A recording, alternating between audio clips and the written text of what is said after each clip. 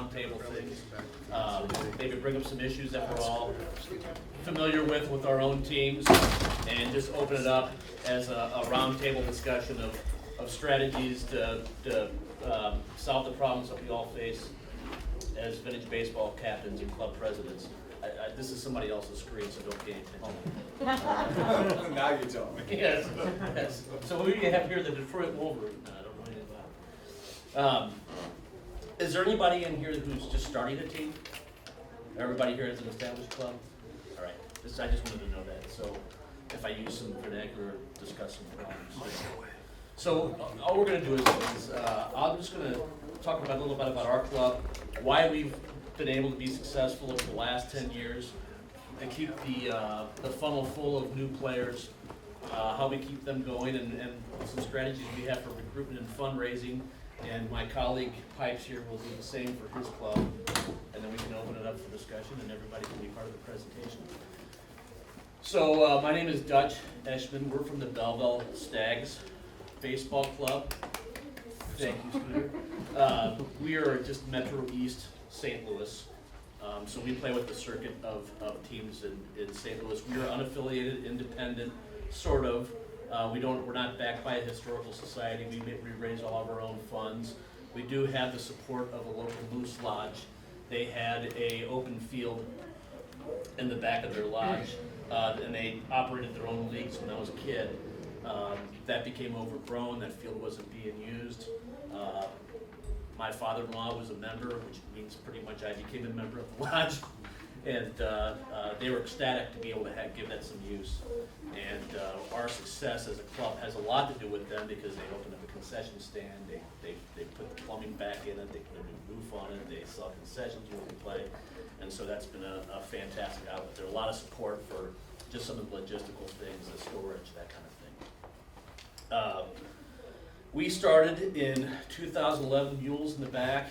He and I went and witnessed a game underneath the yards between two St. Louis clubs. That was in September of 2011. By January the 31st, we had uniforms and hats in hand, and we had a team on the field by March. And 10 years later, we still have some of the core charter member guys, but we have been successful in keeping a funnel full and bringing people in. Strategy-wise, we do have some things in place to do that, but I want to preface all that by saying I think our biggest thing, the biggest reason we've been most successful was two things. And since we're all established teams, we're kind of all past this point. But if I could just make this observation about our club, and maybe you'll recognize it in your own. When we formed, it was a call out to everybody. I started the team. I called everybody I knew. I called business associates, co-workers, people who were parents of in our school, other parents who were with my kids, from our t-ball team, Mule and I back there. So Mule, our relationship is his wife. I grew up with his wife. And then she got married in California and brought him back. So now Mule and I are buddies and got this thing started. So we called out everybody. And I think in our organizational meeting, we probably had 50 guys. And, the first time we said, hey, we had a baseball. We played barehanded. Well, that eliminated some guys right away out there. Then we opened up the dance hall, adjacent there in the club, and had some baseballs, and some guys played catch. And after playing catch the first time barehanded, I'm not doing this, And then it's every step along the way kind of weeded people out. Our big strategy to begin with was to say, all right, if you're you're going to put some skin in the game, you buy your uniform. We had an additional fee to start up. We have a uniform from Vintage Baseball Factory. That plus our first year of insurance, plus our first 24 baseballs, bags, our first just bunch of supplies came out to $193.50 or something arbitrary like that. That's what the division was among the guys. And so we've just kind of established that as the stake. So your only expense is when you come in, you pay your $193.50. That gets you your uniforms, and then we repay your socks and caps when we can. If we're having a really good fundraising year, we've played some travel stipends, stuff like that. We have a feed after the game for everybody with that money. So that was the big thing. So people have almost $200 invested in the team.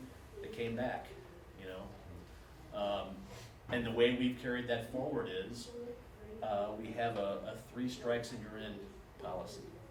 So if you're interested in playing, you think you want to try it out, come on out. We have two all-comers games in St. Louis, so that's when we try to bring people out. But if it's in the middle of the season and somebody wants, come on out and try to play. We'll give you some at-bats. We'll let you wear a uniform, and you can try.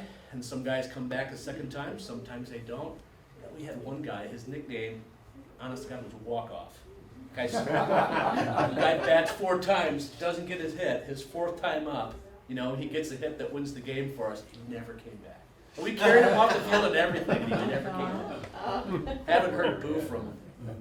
But 3 strikes, you're in. So you come back the first time, you come back the second time, you come back the 3rd time, now we think you have it. If you want to come back a 4th time, I need your $103, you can keep your uniform. So that's kind of how we've done that, and it's been successful. But I think the biggest thing, and I was going to make this point earlier, and I got away from it. The biggest thing is this weird mix of guys we have, you know, who have no relation to each other except for, I mean, early on, I was the person that connected everybody. You know, I know you from here, I know you from here. Now we have other guys who are spokes to that wheel now too. But the guys we have are an interesting mix, and they're not afraid to evangelize a little bit. So they go out in the public and they talk about it, and they talk it up, and they talk to their friends, and they say it's a thing you should try to do. And the third thing we do, or the other thing that we do I think is important, is we try to recognize that everybody who gets into this thing is in it for a different reason. Some people are in it for the historic preservation aspect, which is what brought us into it the first time. Some of it are in it for the competitive aspect of it, and competition can mean a lot of things. Everybody likes to win as opposed to lose, but mostly they like to cheat old man time, you know. Have one more summer in the sun, you know. Just make that one great play again and cheat their age. I think that's a big motivator for a lot of guys. It is for me. I'm speaking for myself. I'm not going to just so I don't feel like I'm going to keel over soon. And some people just want to have community, place to hang out, a bunch of guys to bust chops with and drink a beer with afterwards. And we try to respect all those aspects. So if a guy just doesn't want to go out and do the show and the full uniform, when it's 90 degrees, they want to sit that one out because it's not worth it to them, we let them. Guy doesn't want to hang. Guy wants to, play a little harder, as long as he's not a jerk or respectful of the other team. That's cool too. So we try to give all that to the guys who are in our club, and I think that's been the single most important thing that has kept us going. We've been able to go. So, sure, Pipes. My name's Rob Pipes Panknin. I went to Chicago Salmon.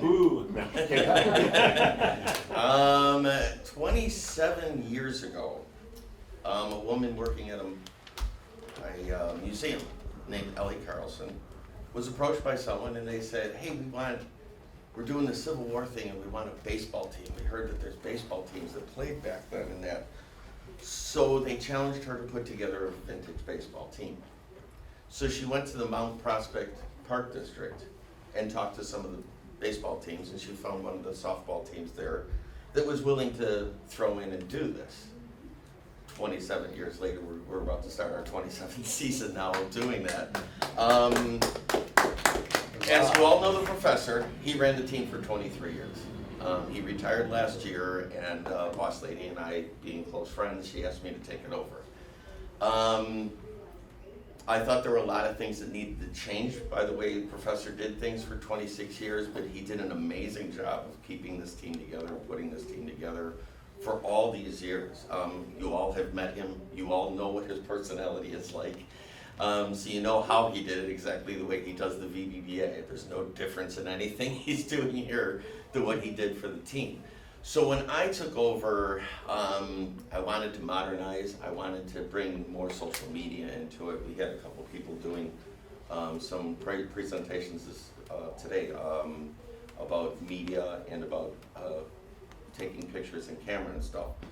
So what we do is we have, like he said, a very wide mix of people who would not be friends with each other and sit in the same room with each other for any other reason other than just because of this baseball thing. We have people that have joined the team because they had friends that were on the team. They heard about the team somewhere on the internet and they came out and saw a game and liked it. Or we play in Lincoln Park in Chicago where people are walking to the beach and they're walking past our field and they're seeing us and they're stopping and they're asking questions. What are you guys doing out there? You know, it just doesn't make sense to people. And then they stop and they watch a few innings of it. It's like, well, wait a minute. How do the rules work? And then they start asking questions. And when we're shorthanded, we'll bring people in to play with us. And we have gotten new players through doing that too. Our concept is you only need to play one game to be with our team. I think we put people on our roster after they played a second game. If you don't come out for 3 years, you're still part of the team. The players are asked to buy pants. We buy pants from an Amish village, so we avoid the whole zipper things. They button up the side and across the front. Boss Lady makes our jerseys. She hand makes them. She's always handmade them. Scooter's got an example on her right there. She's always handmade those. She changes them from time to time. There was no black band on the sleeve. Someone passed on the team. She put a black band on the sleeve. Our umpire of many years, I think he was around 22 or 23 years.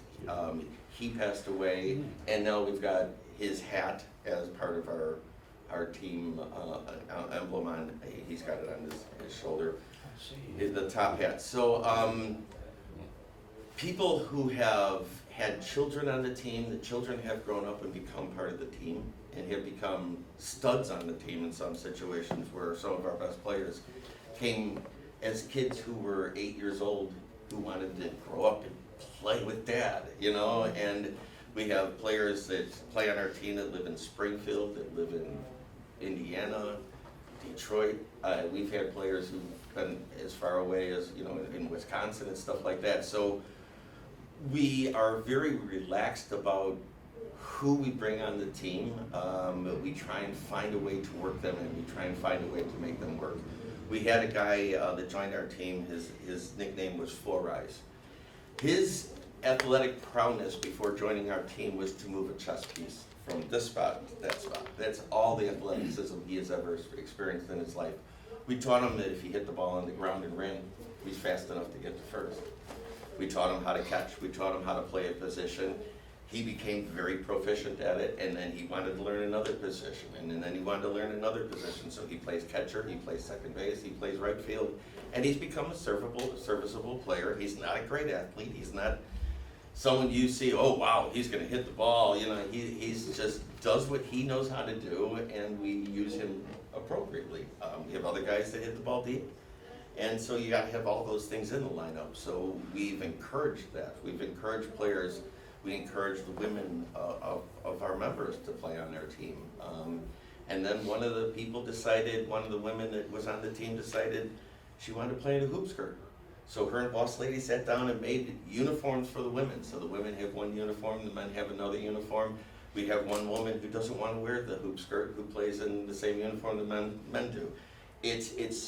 We try to accommodate everyone on the team to who they are and how they best would fit into our organization. We don't take the round peg and put it in the square hole. We find the correct hole for the peg to go in. And that's been our challenge, and that's been our goal, and that's what we've been doing for many years. So, and when Professor left, I just took over the team and I just put more of an organization behind this Professor, as he does with the VBBA. He does everything himself.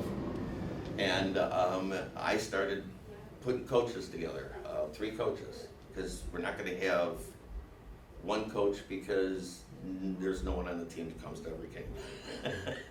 We're not gonna have 3 captains who worry about the equipment, who worry about the field, who worry about the rules, what the team's rules are on their field, or explaining to the teams that visit us what our rules are. So when I get out there to go to a game, I've got several people doing several jobs, and I can just go out and play the game. I don't have to be worried about all these other things, and therefore when problems arise, I've got the comfort and relaxed ability to just look at it objectively and say, well, here's a way around that problem. Where if you've got all the other things on your mind, you know, just delegating all the different responsibilities has helped the team be comfortable and be happy with each other. And then with Professor, after 23 years of being with us, there was a real desire for everyone to jump in and be a part of it, and I took advantage of that, you know, that desire of people to be a part of it and to have their own job. And I had played with the team long enough, I knew what each person's specific talents or abilities would be. I knew this person would be good for coaching because they're helping people, they work out with the scheduling and stuff like that. So I've tried to improve what Professor had done for many years. And we've grown 5 more people since I took over. So I mean, it's worked to like 25 now, and it just never seems to stop with us. And it's let them be who they are, and try and find what draws them to the game, what makes them happy playing. Is it baseball? Is it winning? Is it the camaraderie? Is the friendship? You know, is that what it is? Is it the fact that they can bring out their children or play with their children as their children grow up? That we've always encouraged that. We have a player now who's played with us off and on for years, and his son is turning 14, and that's our limit. You have to be 14 years old to be a member of the team. So he's going to bring his son out, and he's going to start playing more with his son, where he was playing once or twice with us. He's expecting to play, you know, probably more than half of our games this year. So it's all a matter of that. We have another guy who, like I said, he had joined the team because he had seen a game, he was at a game, we were shorthanded, we asked him to play. And his wife makes banners for the team, and they make things at home to bring to the games to make the situation more fun for all of us. So it's just a matter of finding those things, harnessing those things, and trying to go forward with them. Pipes, you have an affiliation with the Historic Society in Chicago, correct? No, we have none. What a boss lady does is she works with museums. She does third-person interpretations, and she'll basically she will impersonate Mimi Eisenhower, and she will get Mimi Eisenhower's cookbook, and she will make Mimi Eisenhower's, and she does this type of thing. So she works with different museums. So she will get us paid gigs with museums to fund the meals that we serve at our home games. So your primary fundraising is paid gigs. Yeah, and the team doesn't really pay any fee. We had a meeting this year, and there's a venue we've been playing a lot of games at, and we want to compensate them. So we went to them and said, okay, we want to pay you, but up to this point there has been no fee for the team, no fee for anyone to play on the team, but also no rule about how many games you come to. You can come to one game in 3 years, and you're just as welcome the one time as you were for the guy who comes, and given just as much chance to play as a person who comes every week. This is a contrast of 2 different styles of the way things work. I meant to I'm sorry. No, you're fine. One thing I meant to mention when it comes to being independent, and I know a lot of clubs have affiliations with certain sponsorships, park districts, whatever. We're not completely independent, despite the support of our brothers at the Moose Lodge. But our primary fundraiser, we do merch sales, we do some paid gigs, a few of those, and actually that's been a bigger return. Our primary is the program book that we do, and I would make this point if you're doing this. We did 3. We did one in our first season, our second season, our third season. This was our 4th season. We did 4. This was our 4th season one, which was our more successful one. We haven't done one since because we've been living off the revenue from those first 4 for 8 years now, or well, 6 years now. So they were really super ultra successful. 2 reasons they were successful is I have a background in publishing, so I had the ability to do all the layout and production work myself, which took a lot of expense out from having to print it. We just paid to have it printed. So that took some of that out. Now we do now have members of the club though who are graphic artists. We're gonna gear one up again this year.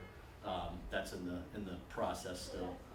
So we're doing another one now. But the biggest thing is you have to have advertising in this thing. We focus, we have to have good content. So we had good content, and we had a proportion of something that's eye appealing in terms of ads to content. But the biggest thing is don't be afraid to ask people for money for the ads. Don't go for the $25 ad. Go for the $50 ad on the card. If you're going to pay for a full page on the back with color, you're going to pay for it. I think this was $500. I think the inside front was $500, and I think the inside back was $500. I think $1,500 just on the cover. So, and then we had everything from half pages, and you'd be surprised. I mean, people will spend the $200 for an inside ad or $300, whatever. I don't remember what we charged. You know, they'll spend $50 for a business card, and we had a lot of them. And like I said, we've been living off of primarily this particular book now for 6 years with the revenue on it. So that's a success story, and if you can make that work and you need the cash, I would highly recommend it. So did you just hand those out at games? We actually sell them for $1. Oh. We have $1 on it. It depends where we are. When we play at French Lick, Indiana, and they have a lot of people out, we'll sell them. You know what happens a lot of times, since they know that we're sort of a non-for-profit thing, you'll hand them one, they'll give you a $5 bill. Mm-hmm. And you'll say, I can't make change. Oh, I don't want you to make change, it's fine. So we get a lot of that kind of thing too. But the money really comes from the ad sales. Right. So we pass a lot of them around. We give away a lot of them at the lodge. You know, there's people that want to come out, they want to know the schedule, which isn't always in it, but they'll buy it just to see the guys and have a souvenir. And also another way that Boss Lady has found to fund us is we've gotten involved with some schools. We haven't done it since COVID started, but we would go to a school where they have a Civil War days, and we would go out, and during the gym classes will come out, and we'll work with the gym classes each period when they come out, and we'll teach them how to play vintage baseball. And be 4 or 5 members of the team that'll volunteer or have jobs where they can take time off of work and come out to the field and to the school. And we just go out in the field, we bring our baseball bats, we get the kids to play, we teach them how to hit the ball. Some of these kids have never played baseball in some of these schools. You know, it's soccer is what some of these schools are playing. So, football, I think they call it in other countries. One of the clubs in our circuits, actually, you mentioned that, one of the clubs in our circuit actually had a course through community college. And it worked really well the first year. The first year they did it, then nobody signed up the second semester, but they got a few players out. I've got 10 of these programs, by the way, if anybody wants one. I got 10 of them, I'm sorry I didn't bring more, but. And Boss Lady is recruiting every Just pass moment of around, every take second of every hour of every day. She's, no matter what she's doing, if she sees anyone that likes baseball, she brings it up to them and she tells them. She's brought people out to the team. Professor has brought people from his church, and you know, I mean, so we bring friends, associates. I drive Uber. I tell people all the time. I tell them, look us up, VBBA. If you don't like us, find a team that's closer to you. I promote the league and not our team so much, and that people warm up to. That I'm not trying to push my team on them. I'm just trying to push the league and the whole concept of what vintage baseball is doing. So we can open this up then, if there's any problems or issues that you guys run into that you want to roundtable with the rest of the group, I think it's a good opportunity. You mentioned before that we're all established clubs, and I think that can actually create problems of its own. My question is, what are the, and you might have addressed it before, but to get more clarity, what are two or three of your core values that you always kind of stay focused on as you play this year and going forward. Yep. Does that make sense? It does, Okay. and I think I kind of addressed it. Okay. The first was, for us, and you can answer this your own way, for us is to recognize that everybody is in our club for a different purpose. Right, okay, right. Not everybody's in the historic, we have rules as how we do it, so I don't wanna Okay. make it bad. We wear the uniforms, we do the lineups, not everybody's, we wanna do a song. Not everybody's into that, we say, all right, you know, if you just wanna hear him play third base, throw it, if you just wanna come and sit and drink beer afterwards with us and have the uniform, that's fine too. So that's a core value, is letting people get out of it what they want to get out of it, Okay. you know, and the other thing is we just have fun. He was mentioning some problems that pop up. We have issues and inconveniences, but we don't have a problem, we don't worry about anything. We set our schedule and then everybody shows up and we play. Well, yeah, and it's Yeah. basically, it's a game. Yeah, it is. And no matter how serious someone wants to get about it, you gotta keep reminding them, it's a game. You know, I'm 61 and I run around on the field like I'm a 20-year-old kid, and I couldn't be happier about anything, you know what I mean? I couldn't be more excited or happy to I think you were saying that you're reliving your youth or trying to recapture that moment of glory, but I wasn't even an athlete when I was young. I didn't play many sports. I did play a little baseball, but I was small and I was slow and I wasn't much of an athlete. And now I can go out there and I can feel like I'm having fun, like I'm contributing.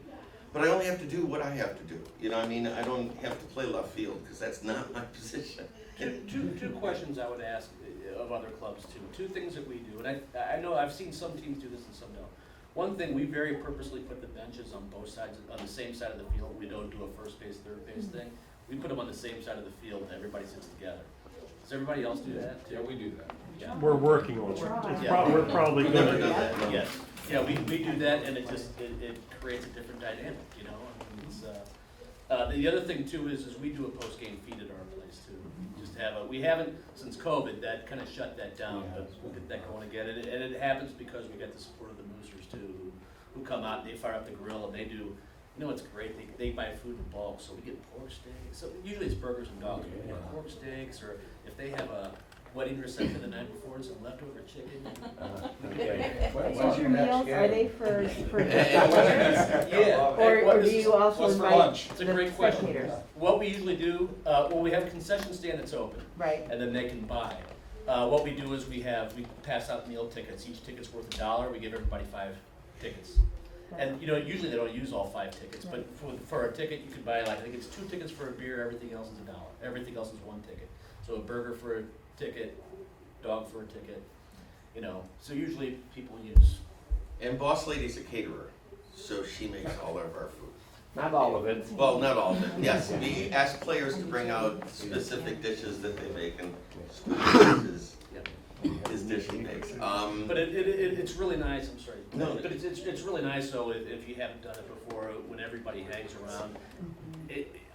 It's hard for me to say, because we have the perfect setup at our place, because we got the picnic table and the pavilion, and if it's rainy or cold, we've got the social quarters inside, we can bring everybody in. And they love to have us there because the bar tab goes way the heck up. And days and stacks play. But, you know, just to have everybody around, and, you know, it's just, in St. Louis, it's one big community, it just is. Do you have your own, like, meeting club place where you congregate, you know, to talk about things and Yes, we do. games and stuff? Yeah, we do, we use the Moose as our point of headquarters. Oh, It's- okay. I'll tell you, these Moose guys have been so good to us at this. Most of our team is members now. Mm. So they go and, well, shoot, I went by there Thursday before I left, and there were 3 of our players working the kitchen because they had a dart tournament, so they were there frying wings. So it's become a symbiotic relationship. So we use the quarters there. And I'll mention this too, some of the other St. Louis clubs have bought memberships. They buy membership as a club. They don't use it, but they just been treated so well there that they do that. So that's why I'm saying we have such a perfect setup at our place. It's hard for me to judge what you're able to do just because we're able to do a lot because of the support we have from them. And we don't have any meeting place, we don't have any, we've never had a meeting where we've had the whole team sit down. the players who don't come out a lot, who are more the sparse players, their attitudes are pretty much, we'll do whatever you want to do, we'll just show up when we show up. And they're easy to accommodate because they have no desire. The players that have the desires are the players that are there every week, and they have things they want. So they're at the games every week. They can talk to us. We do a winter meeting in the winter where we all get together, and it usually is about 12 to 15 people. Like I said, we've got a roster of about 25. And wives and families and children are invited to anything and everything we do at any time. So when you have these meetings, do you talk about issues or just have a good time, or? We just basically have a good time. Since I took over the team, I've been saying, okay, we're gonna take a couple minutes here and talk about this issue's coming up, this issue's coming up, and that issue's coming up. Professor would kind of just go and do what he wanted to do, and I go to the team and I get their opinions, so they feel more empowered. But at the same time, 90% of my team will say, whatever you want to do. That's how ours is too, and actually, one of the reasons we do meetings or even just a lot of copious emails is just out of transparency, especially when it comes to the treasury. Just to let people know, even if I spend $5 on, you know, some pine tar or something like this, hey, $5 came out, I bought some pine tar, you know. Yeah, can you talk a little bit about how you do your scheduling and how you can, say for instance, you're traveling somewhere, say if you're coming over to Wyandotte, Michigan to play us, how do you know from your at-large players, you carry what, 25 people maybe on your roster? How do you know who's all gonna show up or who's gonna make the trip? Or We have a site, an app on our phones. Okay. That's called Team Reach, and Scooter, I think, is pulling it up right now. And we're struggling to get the whole team to do that. We also use Facebook Messenger, where everyone on the team is on a Facebook Messenger thread. And so when I have a game coming up, I send out Facebook Messenger and I copy it over to the Team Reach thing and send it out to everyone. I get a response from everyone, and I get about a 90% response on who's coming.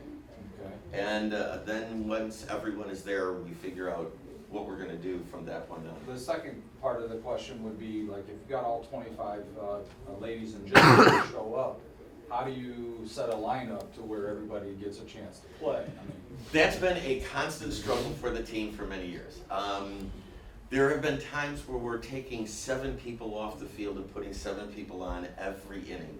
And for whoever is doing that on the team, whoever the coach is that's making that, they spend the whole game in misery trying to figure that out. And Scooter, how many times did you do it last year? 4.5 technically.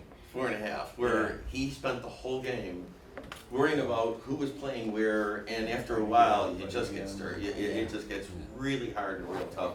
I've spent the off season and I've shown Scooter some of my ideas on how to better put that together. I think if you have 12 players, I have a few different ways of doing it. First of all, you have 9 players, that's easy.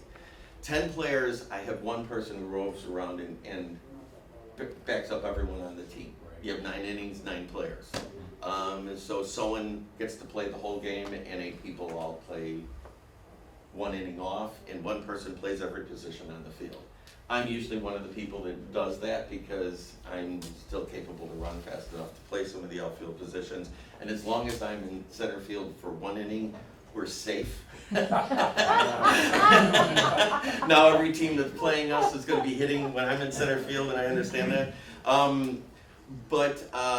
So that's part of how we do it. But what I was doing is, and then when I took 11 people, I was thinking if I take my shortstop, my third baseman, and my 3 outfielders, those are the people who have to have the ability to run and throw hard. So if I find a person that can back up those 5 positions, so I 6 people for those 5 positions, and then for second base, first base, catcher, and pitcher, I have 5 people who play those 5 positions. That's how I split up 11. With 12, I want to split it up where I have 4 outfielders, 3 people to play second, short, third, and 3 people to play first, pitcher, and catcher. We have a lot of people who can pitch and who can play first. We have about 4 or 5 guys. And I'm in fear that those 4 guys are going to come to a game at the same time because I can't put any of them in second or third. So that's tough. Yeah. Also, I will talk to our team we're playing. If it's not a paid venue, if it's we're playing the Prairie Chickens at their place, we get there and we have 16 people, I'm gonna go to the Prairie Chickens and say, can we play 2 7-inning games? Mhm. Good idea. And then Yeah. I'm gonna You take think outside the box, yeah. 4 people, and they're gonna play the whole game, and I'm gonna take the other, the rank, if we have 14 people, I take 4 people, they're gonna play the whole game, both games, and the other, 14, the other 10 people would be 5 and 5, so I have 4 and 5 is 9, so I've got 2 teams of 9. And I'm gonna have to ask some people to sit for the first game. And some people get to go home after the first game. And then I'll talk to my team. I know my team. I know who works in the evenings, who works at a bar, and they're gonna wanna get out there early. I'll play them in the early game. And I'll play the people who have kids that are out there, they're gonna spend the whole day with us. They'll play in the later game and things like that. I try and split the teams up evenly, but if we're playing one team that's really good and one team that's poor, I might put better players on the team that's gonna play them and some weaker players on the other team, so that both games are even. So we're not killing someone and someone's killing us, We're gonna be playing at the St. Louis Cup this year, and I'm talking to the team and I'm thinking about 15 players are gonna come out. So I'm gonna have 3 people sit, because we come from Chicago and it's hot in St. Louis in the middle of July, and it's gonna be brutal down there for us. So if I can have 3 people sit out each game and be fresh for the next game, 3 people are gonna come out late and miss the first game, and they'll play the rest of the day, 3 people are gonna be out there early and they're gonna go home when it gets hot in the afternoon, and they're happy about that. 3 people are gonna unfortunately have to go sit in the shade for a while and then come back out and play a couple hours later. Yeah. But you try and take the players that are younger, that can play on the field more, that can take more of that. Some of the older players, I wanna get them in early and get them off the field later on. So it's a matter of talking to the team and getting a good idea of who's coming. And like I said, 90% of them, I'm gonna have 1 or 2 people that are gonna surprise me. And that's not hard to, when I've got 16 people, 2 groups of 9, it's not hard to work that out. So it's just a matter of trying to balance those numbers and trying to find a way to keep, and because also you can run into, well, I have 3 people that can play first base. What do I do? Where do I put them? So if we have a 9-inning game and I have 16 people, the only way around that I can see of is I'm gonna have to tell some people, you 2 are at third, you work out who's playing third. There you go. You 2 are at second, figure it out who's playing second. Be fair with each other, work it out with each other. I don't wanna have to tell every single person where to stand and where to sit. We're adults. Let's be adults. If I have 4 outfielders when I have 12 people, I have 4 outfielders. I'll say to the 4 outfielders, here's the 4 of you are gonna be out here. The 4 of you can run, the 4 of you can throw the 4 of you can catch. I may say to them, you 3 are the 9th inning guys. Because I wanna put my best guys out there to shut down the defense in the last inning of the game. But for the most part, if this person wants to play earlier and that person wants to play later, I leave it up to them, let them work it out between them. Most of the team are friends, most of the team get along with each other, so. And your team's been around a long time, so whatever, it must be working for you. Well, some of this is new stuff I'm starting, so there's gonna be some bumps that I'm gonna have to learn along the way. You're always gonna run into that. But the team knows that, the team realizes that, the team sees what I'm doing, and for the most part, like I said, we're all friends, so they, and like he said earlier, they're friends that I would never have hung around with. I would never be friends with these actuaries and the Quakers that I've met. No, you didn't say that. But I mean, there are certain people, Scooter's an actuary, that's why I was actually. No, I'm not. Well, no, okay. He's just a reprobate. I'm an accountant. He's an You guys accountant. were friends. Yeah. Well, that ended when we drove out here and I was telling him how to drive a car, so.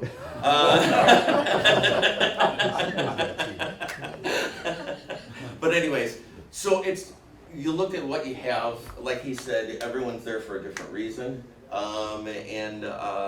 You try and accommodate what they're there for. Certain people are family oriented, so I'm always being charming or friendly to their wives, trying to make their wives feel like they're involved without giving them responsibilities. Yet at the same time, if they step up to the plate and they want responsibilities, boss lady's getting the meal ready and someone's wife will go help boss lady get the meal ready. We're always encouraging that by all means. Flapjack does the newsletter, and when she's out in the field playing, her mom is writing down notes as to what, so her brother and her tend to get a little better play in there. But I have told her too, when she's doing the newsletter, I want it to be about the whole team. You could do this newsletter and make it about the 4 players that are stars on our team and talk about them every week. No one's going to want to read that newsletter. If you're going to take a guy who can't play very well, is playing catcher, and he makes a diving grab on the last ball of the game, say that. Make him sound like he did something spectacular. Make him feel good about himself. Make the girl on the team feel good about themselves. Make the chess guy that I was mentioning earlier, make him feel like he's come out and contributed. Talked about a hit that someone got that drove in runs. And it doesn't have to be about the stars, it's about the whole team. And that's helped. That's, giving the team that kind of feel too. So I got one before we wrap it up. Days we have matches, we usually have no problem fielding the club. Practice time, we try to schedule practice days, we maybe have 4 to 5 guys show up. What's the best way to get people to commit to practice? We've got the exact same problem. But I don't think we push it necessarily. Usually the best time if we say, hey, we'll have pizza and beer up in the social quarters afterwards, that helps. Right. It does, but other than that, we don't worry too Because we have very little practice time, Yeah. because we'll put it out there and maybe like 4 guys say they can go, Right. so then we don't practice. The grinders, for some reason, they have practice every Thursday night, and they get everyone to come out. I don't know how the grinders do it. I've heard that for years. Huh? And a crowd. And a crowd, yes. And a crowd for And a practice? crowd for practice, yes. And you played in Hope Arden? It's fabulous. It's been down to 100, yeah. No, they're a team you should go play. And also, when Boss Lady started the team, she went to their Boss Lady and learned a lot from her. That's a great team. When our umpire, when we had Ray Neverrung Grish umpire for us, he went and sat with Jim Basala and talked to Jim Basala and watched Jim Basala and learned how to do it from him, and I thought he became better, but I mean, they're a great team. They're a great source of they've been around longer than we have. They're affiliated with the historic district. They have a grist mill in center field. Yeah, they're the Deep River Water Park. Deep River Grinders, yeah. Yeah, the Deep River Water Park is what, they're a part of that park district. Yeah, And that's how they run themselves, but and they get hundreds for a game. yes, it's, and they have a newsletter that they put out that's like a newspaper form. 11 by 14, I think that's the big paper Yeah. dimensions, yeah. And they talk about not only the team, but park activities that are going on and stuff like that. They're great ambassadors. And they're also fabulous at bringing out their own home cooked meal. Everyone on the team brings out food. When you go and eat there, you eat like a king. They're fabulous. They're by far one of the best teams you can play. And they're great ambassadors for the game. But as far as what we do, I have no idea. I'm trying to figure out a way to get them to come to practice. What I did this year is I scheduled a practice in the middle of the season. And I'm making it mandatory. I'm telling people, treat it like a game. I want everyone to come out. Because we've been And combined granted- clubs like with the Wyandotte guys before. And to if, get you know, practice time. if I can get that to work, I'll try and do more of that in the future. But that's what I'm trying this year. And I'm giving them every excuse I can to get them to come out to that practice. And it's right in the middle of our season. So that could be an idea for. So if that works, then I'll move it earlier in the season. Yeah. And then I'll move it earlier in the season. Because our first match is 1 week out from tomorrow, and we haven't had one practice session yet. We've had 2, one got rained out, and the other one, what was it, 4 of us? 5 of us showed up. We've had 2. And we're gonna be playing playing in Hobart next Two couple of Saturday, or years. next Sunday, so, yeah, we're gonna probably have about 30 people come out to that game. Good luck with, Well, moving part of people it around. is it's a boss lady's birthday, Oh, and it's a birthday that ends in 0. So, we're making a big deal out of it. We're asking old players to come. Any other issues that any clubs are, any other issues that any clubs are facing that the rest of the group might be able to help with? I think we also have the practice problem and. Well, I'll let you know if there's scheduling a practice in the middle of the season. I can see the logic, let the team go out and play and, you know, see where your deficiencies are and then, hey, we're gonna practice. Come on out, maybe we can address some of these things. Right, now we know what to address, right, absolutely. I also thought the heaviest part of our season was the month of July, so this is right at the end of July. So it's gonna be at the end of, like, our heaviest part of the season. We still have tough games come up after that. It's not like the season's over, but the idea is, okay, we've just gone through the toughest part of our season, let's work on these problems, and now we can reach this goal of winning this many games. Because we don't have a goal of winning all our games, our goal is to maybe be 500. If we can be 500, we're having a great year. And part of it is, I think with this game, losing teaches you the humility that you kind of need to be a friendly baseball player. If you go out and you win every game, you've got a really bad attitude about playing. And I think losing is a part of what makes it, you know, you gotta lose to understand how to win, to appreciate it. I think you struck a really good point when you said the attitude of, you know, praising somebody when they made a good play and not always putting a person down. Oh, you missed that one, you missed, you know. I think it's important, and I think that can only come by practice. Right. Because you know what the other player's gonna do. You've made plays that you know work. And so you want to do that, and you don't have to win all the time.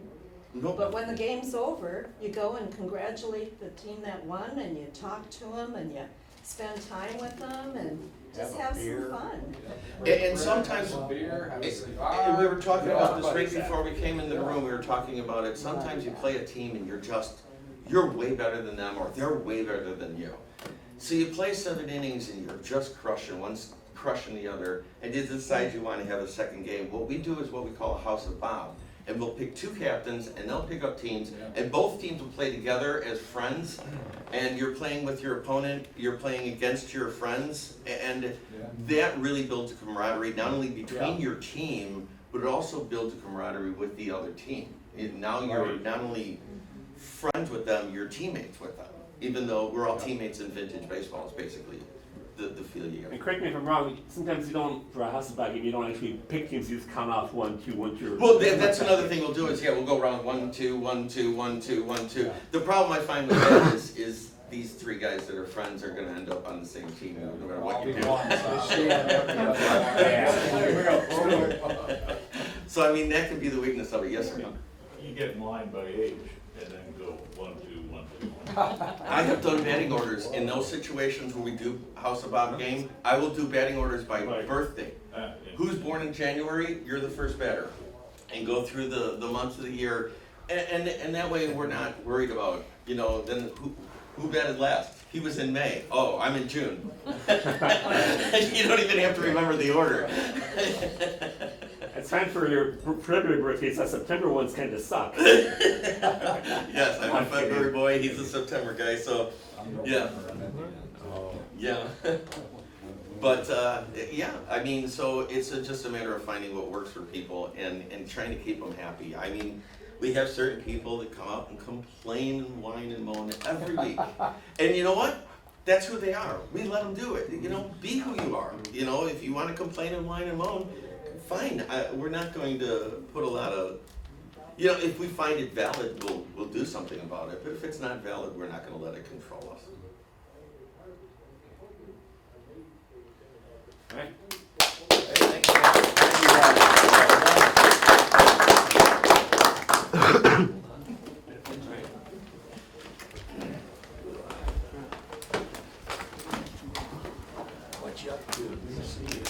Not much, not much. We're gonna do lunch.